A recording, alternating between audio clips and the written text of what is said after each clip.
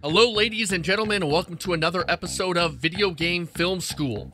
This is the show where we take a look at classic video games and the films that influenced them. This week we take a look at Devolver Digital's top-down action shooter Hotline Miami.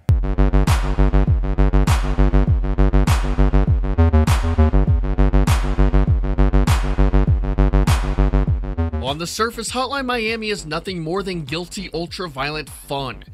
At least it looks that way on the surface. The game's high-velocity, twitch action gameplay stands up on its own, but when you start peeling back the layers, you'll find the DNA of the films and television shows that gave the game its inspiration. From its 80s setting to its surrealist style, Hotline Miami is the culmination of different films and film styles to create an unforgettable experience. The game is set in Miami, Florida during the cocaine craze of the late 1980s. The game's creators Jonathan "Cactus" Soderstrom and Dennis Whedon have stated that the setting was inspired by the 2006 documentary Cocaine Cowboys. In fact, Cocaine Cowboys was the original title for the game. In an article with Eurogamer, one of the creators, Dennis Whedon, stated, "We saw the documentary and got very inspired to use that as the setting for the game because of all the violence and stuff like that. So I think that's why it's in Miami." The gangsters, assassins, and violence that make up the world of the game almost seems identical to the drug-fueled scene of 1980s Miami. Seamlessly going into a room, guns ablazing, brings images of the final scene of the film Scarface as you mow down countless henchmen. The bright neon colors and pastel-colored suits worn by the enemies in the game come from the highly influential 80s TV show Miami Vice. The show popularized the colorful neon 80s style with pastel clothing and the iconic logo color scheme, which bears a striking resemblance to Hotline Miami's logo. When talking about the game's story, we can point to a few sources. The Manchurian Candidate, the story of a man who's been brainwashed and becomes an unwitting assassin in an international communist conspiracy, resembles the game's story of a man getting phone calls from a strange source forcing him to assassinate Russian gangsters. You can also see the influence of vigilante action films like Taxi Driver, but more on that one later. The main inspiration for the story comes from 2011's neo-noir film Drive. Both Cactus and Whedon have stated many times that the story and style of Hotline Miami is directly inspired by the film, so much so that director Nicholas Refn even received a special thank you on the game's end credits. Another quote by Dennis Whedon from the same Eurogamer article. "That was a really big inspiration for the game. The music and the feel to the story, not much dialogue, and how the violence was portrayed in the movie were a big inspiration. We didn't try to hide it either." Drive is the story of a stunt driver by day, getaway driver by night, who gets mixed up with some bad dudes and thus must try to protect his girlfriend and her son. The film's minimalist story of a man caught up in a bad situation inspired the premise of the game. The protagonist, nicknamed Jacket in the game, was inspired by Ryan Gosling's character, nicknamed Driver, as both characters were nameless and remained mostly silent throughout both film and game. Both characters even had an iconic jacket that accentuated their mysterious yet cool persona. You can even spot the scorpion embroidered jacket the driver wore in the film in the first level of Hotline Miami. The almost reactionary nature of the game is present in the film's action scenes. The driver will use any weapon at his disposal at a quick reaction rate, usually topped off with a memorable head smashing. Even the music in the game is directly inspired by the film. I'm giving you a night call to tell you how I feel.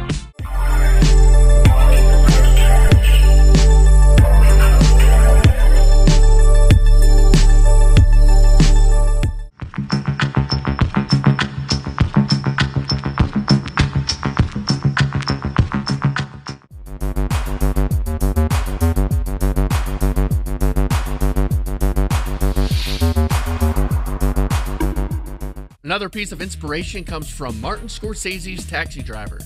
In the film, we are given an unreliable narrator, Travis Bickle, who rescues a young prostitute from her pimp in an act of vigilante justice. The story is present in the game's narrative in the chapter in which you rescue a young prostitute who eventually becomes your girlfriend. The film's ending, which portrays Bickle as a hero, has been famously interpreted as Travis Bickle's dying fantasy. Dreams, visions, and fantasies play heavily in the story and themes of Hotline Miami.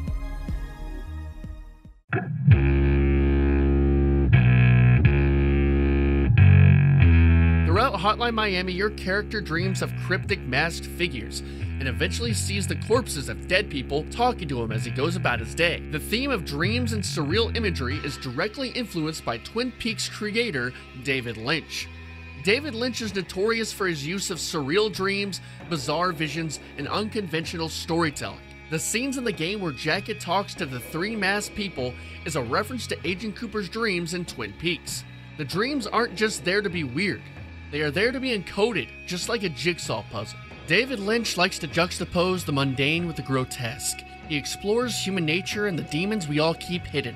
In an article on Killscreen, Douglas F. Warwick states, Hotline Miami's incredibly intricate violence is not on its own Lynchian, but throw a silly animal mask on the assailant and juxtapose his rampages with his perfectly ordinary trips to rent videos or buy milk. And it suddenly says something about the ordinary and the grotesque, about the identities we choose for ourselves versus those we have forced upon us.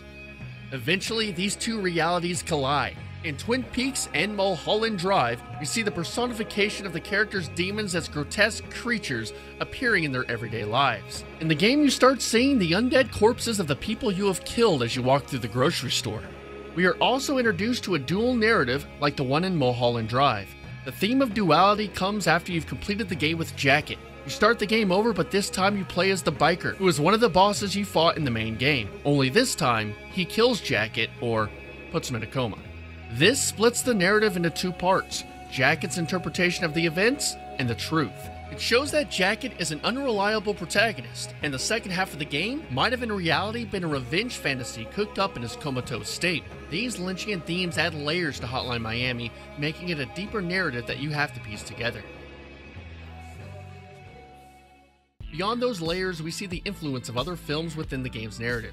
You can see the earmarks of Quentin Tarantino films like Kill Bill and Pulp Fiction with its stylish fight scenes and non-linear narrative.